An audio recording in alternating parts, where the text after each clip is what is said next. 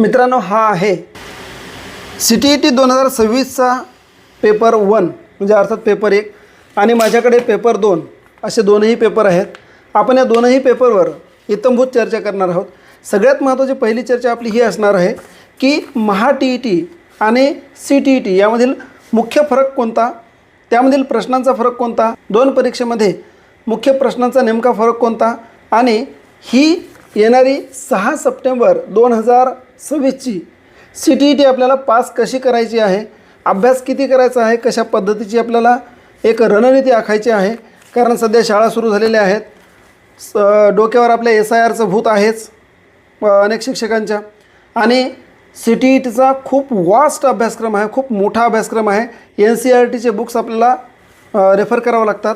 त्यामुळे हे जे बुकलेटच आहे हे बघा, एक खूप मोठं बुकलेट. म्हणजे मागे काही 2025ला ही CTET झाली होती तेव्हा काहींच्या कॉमेंट आल्या होत्या की हे पूर्ण पेपर वाचण्यासाठी 1 तास वेगळा देण्यात यावा वगैरे वगैरे, कारण हा खूपच मोठा पेपर असतो. परंतु या पेपरमध्ये सुद्धा सगळ्यात जास्त रिझल्ट लागलेले आपण पाहिलेले आहेत. ते रिझल्ट कसे लागतात, महा TET आणि CTET यामधील फरक कोणता आहे, हे सगळं आपण या व्हिडिओमध्ये पाहणार आहोत. आज आपण प्रश्न पाहणार नाही, फक्त नेमका फरक कोणता आणि आपल्याला करायचं काय, म्हणजे आपण CTET पास होऊ शकतो, आपल्याला किती गुण मिळायला पाहिजे, यापेक्षा आपण फक्त पात्र म्हणजे OBCसाठी 83 आणि ओपनसाठी 90 गुण असावे, हे फक्त आपल्याला क्रायटेरिया आपल्याला पार कसा करता येईल, फक्त त्याबद्दल आपण विचार करणार आहोत. आणि त्यासाठी आपल्याला युद्धावर जर जायचं असेल, आता हे आपल्यासाठी एक युद्धच आहे, युद्धावर जर जायचं असेल तर आपल्याला समोरच्या मैदानातील डावपेच माहीत असले पाहिजे. त्यानंतर आपल्याला तिथे जाऊन नेमकं करायचं काय हे माहीत असलं पाहिजे. CTET आणि महा TET यामधील मुख्य फरक आपण पाहूया. नेमका काय फरक आहे, दोन्हीमध्ये प्रश्न कसे विचारतात, आपल्याला काय करायचं आहे, आपण त्यामध्ये टिकतो की नाही टिकत. परंतु हे सुरू होण्याच्या आधी तुम्हाला एक गोष्ट सांगतो मी, तुमची मानसिकता पक्की करून ठेवा की आपण CTET पास होतोच. त्याचं कारण असं आहे की CTETचे जे प्रश्न आहेत हे प्रश्न तुम्हाला व्यवस्थित वेळेचं मॅनेजमेंट करून जर तुम्ही वाचले तर त्यामध्ये आपण नक्की पास होणार आहोत. कारण आपण शिकवतो, प्रत्यक्ष शिकवणाऱ्यासाठी CTET सोपी आहे.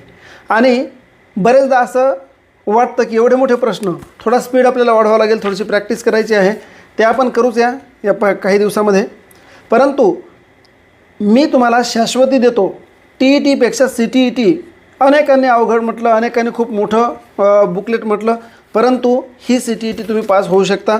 फक्त तुमचा माइंडसेट, आपला माइंडसेट असावा की आपल्याला ही परीक्षा पास करायची आणि सहज परीक्षा पास होते. आता आपण या परीक्षेमधील मुख्य फरक पाहणार आहोत की नेमकं दोन परीक्षेमध्ये फरक काय आहेत. यामध्ये जे प्रश्न आहेत हे प्रश्नसुद्धा आपण हळूहळू पाहणार आहोत.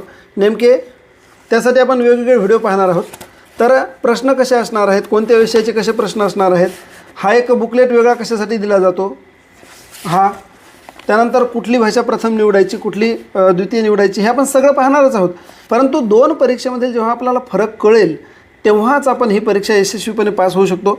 त्यामुळे आपण आता माझ्या वहीच्या पेजवर जाणार आहोत, रजिस्टरवर जाणार आहोत की आपण दोन परीक्षेमधील नेमका फरक काय आहे ते आपण पाहूया.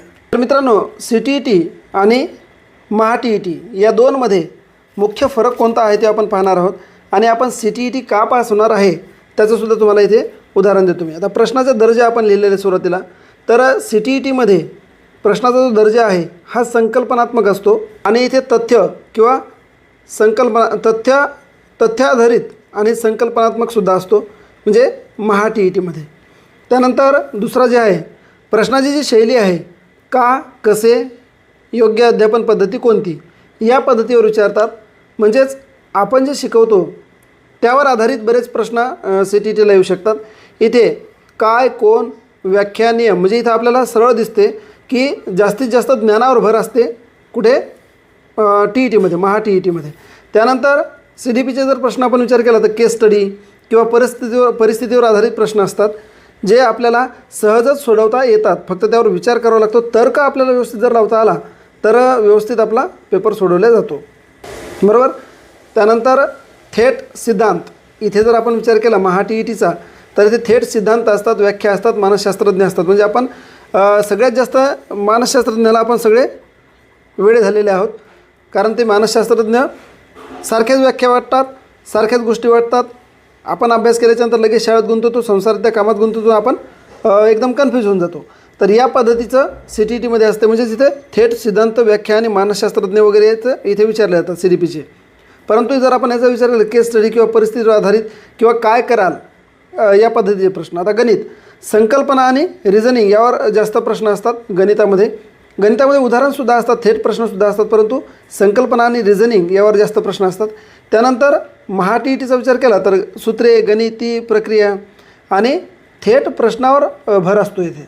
कुठे? TETमध्ये. आता इथे जर आपण VSचा विचार केला किंवा सर्वच VSमध्ये सगळं झालं, मग भूगोल, इतिहास, नागरिकशास्त्र, IVS, परिसर अभ्यास वगैरे. दैनंदिन जीवनाशी संबंधित अनुप्रयोग असतात इथे. कुठे? CTETमध्ये. त्याच्यामुळे आपल्याला ते सहज सोडवता येतात. त्यानंतर पुस्तकातील माहिती आणि तथ्य. आता तथ्य आणि माहिती म्हटलं की ज्ञान आलं, आणि ज्ञान म्हटलं की कन्फ्युजन आलं. अशा पद्धतीचं CTETमध्ये असतं, म्हणजे TETमध्ये असते. कारण आपला सरळ फक्त आपण अभ्यासच करत नाही, तर आपल्याला अभ्यासही करायचा असतो, शिकवायचंही असते शाळेमध्ये, घरचे कामं करायचे असतात, सगळ्याच गोष्टी आपल्याला पार पाडायच्या असतात. त्यामुळे आपण माहिती आणि तथ्य यावर थोडंसं कमी पडतो असं मला वाटते. त्यानंतर अवघडपणा. आता इथे अवघडपणा 2 मतप्रवाह आहेत. विचार करायला लावणारे प्रश्न असतात इथे, म्हणजेच CTETमध्ये, आणि तुलनेने सरळ माहिती आधारित प्रश्न. आता माहिती आधारित प्रश्न आणि सरळ प्रश्न का म्हटलेलं आहे? कारण इथे सरळ ज्ञानावर जास्तीत जास्त प्रश्न असतात. येथे तुम्हाला विचार किंवा तर्क करण्याची जास्त गरज नाही. परंतु CTET आणि TET या दोन्हीचा जर विचार केला तर जे अध्यापन करणारे शिक्षक आहेत त्यांना CTET सहसा सोपी जाऊ शकते. कारण आपण शिकवतो आणि शिकवल्याच्यानंतर नेमकं करणार काय, अध्यापन पद्धतीचे असे प्रश्न, परिस्थितीवर आधारित प्रश्न असतात. त्यामुळे CTET आपल्याला जास्त अवघड जाणार नाही असं मला वाटतं. आता इथे उदाहरण दिलेलं आहे मीच. CTET जर विचारायचं झालं उदाहरण, तर काय विचारेल? वर्गात काही विद्यार्थी वारंवार चुका करत आहेत, तर शिक्षकाने काय करावे? हा झाला CTETचा प्रश्न. मग तिथे त्याला शिक्षा करावी, की त्याला चुका समजावून मार्गदर्शन करावे, की त्याला वर्गाबाहेर काढावे, की पालकांना दोष द्यावा, यापैकी एक. परंतु हाच जर प्रश्न इकडे विचारायचा TETमध्ये, तर निकट विकास क्षेत्र संकल्पना कुणी मांडली, हा प्रश्न येते. म्हणजे काय झालं? जास्तीत जास्त कशावर प्रश्न झाला? ज्ञानावर प्रश्न झाला. एक उदाहरण आहे. तर CTETमध्ये प्रश्न खूप मोठे मोठे असतात बरं का, म्हणजे कधी कधी एका पेजवर 2च प्रश्न असतात. त्याच्यानंतर सगळ्यात मोठा फरक तुम्हाला सांगतो इथे मी, CTETचा काय असते. तर CTETमध्ये अध्यापनशास्त्र आणि विद्यार्थी केंद्रित विचार यावर खूप जास्त भर असतो. कुठे? आपल्या CTETमध्ये. कशावर? अध्यापनशास्त्र आणि विद्यार्थी केंद्रित विचार यावर खूप मोठा फरक असतो. आणि इथे आपण यशस्वी होऊ शकतो मित्रांनो, कारण आपण शिकवणारे आहोत. आपण आपली परिस्थिती जी आहे वर्गातली, अनेकदा परिस्थिती आपल्याला माहिती असते, मुलांची परिस्थिती आपल्याला माहिती असते, आणि निर्णय कोणता घ्यायचा आणि तिथे काय करायला पाहिजे ह्या गोष्टी आपल्याला जास्तीत जास्त माहीत असल्यामुळे आपण CTET पास होऊ शकतो. TETमध्ये मात्र सिलॅबसमधील माहिती. आता सिलॅबस किती आहे तिथे? म्हणजे 5वीपासून तर 12वीपर्यंत, म्हणजे 10वी-12वीपर्यंत सिलॅबस होऊ शकतो. व्याख्या. आता मानसशास्त्रातनं एकच जर मानसशास्त्राची व्याख्या म्हटली तर प्रत्येकाने वेगवेगळी सांगितली आहे, त्याच्यात आपण कन्फ्यूज होऊन जातो. म्हणजे माहिती, व्याख्या हे आपल्याला थोडंसं कठीण जाते.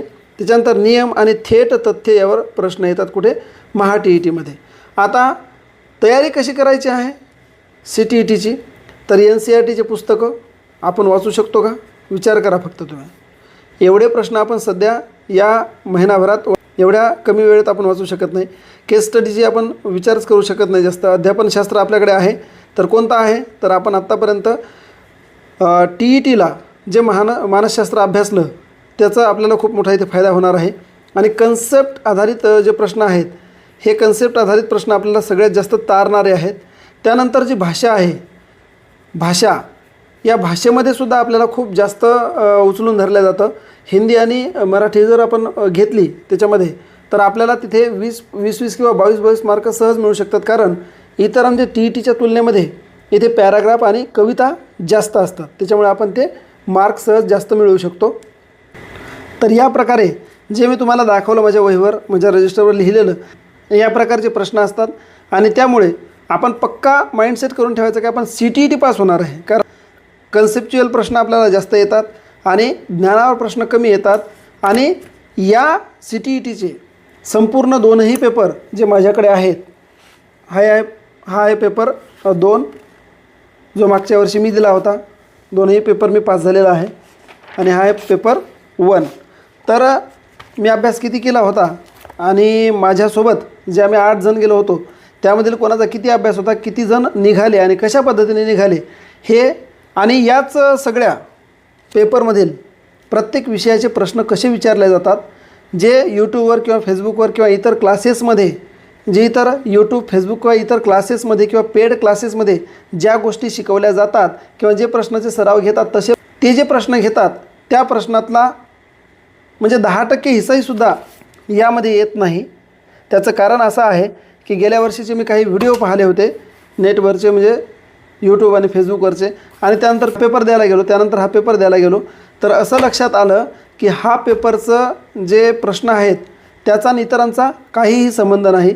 त्यामुळे तुम्ही क्लासेस लावले असतील तर क्लासेस कंटिन्यू करा, परंतु ज्यांनी क्लास लावले नाहीत ते सुद्धा आपण पुढच्या 20 दिवसामध्ये पास होणार आहोत. CTET ही तुम्हाला शाश्वती देतो. त्याचं कारण असं आहे की हे दोनही पेपर आहेत, त्या दोनही पेपरमधले प्रत्येक विषयाचे प्रश्न कसे विचारले गेलेले आहेत, ते प्रश्न कसे सोडवायचे आणि नेमकं स्वरूप कसं असते पेपरचं आणि कसं सोडवायला पाहिजे, आपण त्याचा अभ्यास करणार आहोत.